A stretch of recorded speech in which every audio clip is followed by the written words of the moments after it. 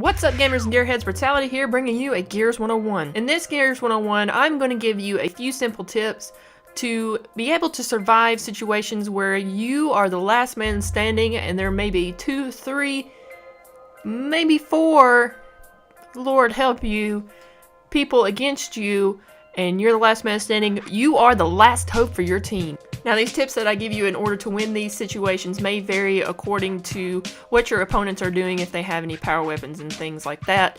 What tips I'm going to give you, I don't know, because I never script these things. Should I? Probably. But you can expect the unexpected, like this. See, you had no idea that was coming, but yet it was a welcome surprise. Alright, first tip is don't trap yourself in an area where there aren't multiple ways to escape.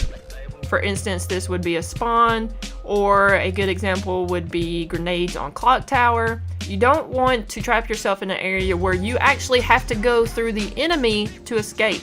You want multiple ways of exits, because what are you going to do? You're going to freaking run. Why are you going to run? Because usually in a 1v2 and about 99% of the time in a 1v3 situation, there is going to be that guy that separates himself from the group.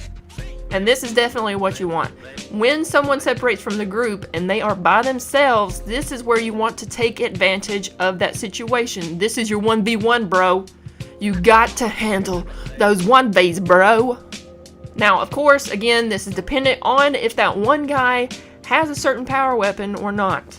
That's just things that you have to know kind of on your own, and while playing the map, kind of judge if you want to take that chance. Say if he has maybe a bushka, but he's pretty horrible with it.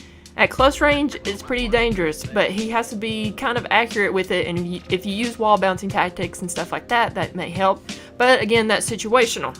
Another reason why you're running is because you want to distance yourself from the group. You want to position yourself in the best situation possible. Maybe there's a power weapon that's about to come up that you want to take advantage of, but make sure that they're not right on your butthole when you're going to pick up this power weapon, because then you have to go through the animation and then you'll die, and that's just not good sense.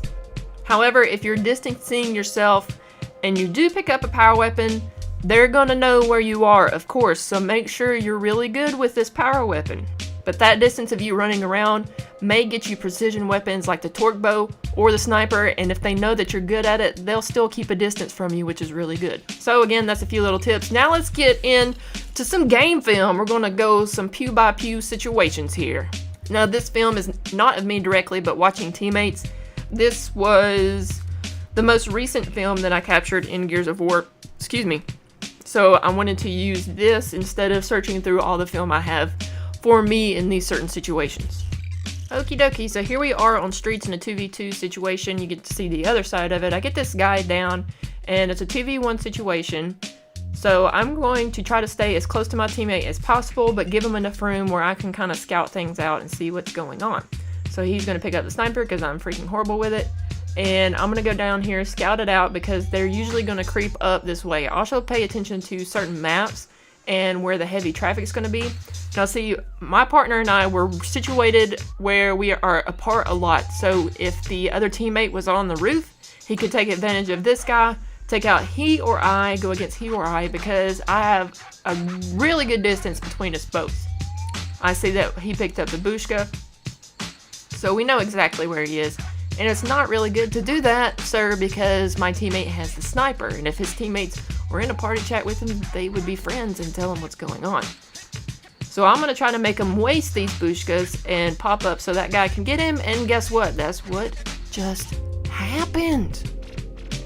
Hey, guess what? I did find a situation where I was the last man, woman standing, whatever your genital situation should be.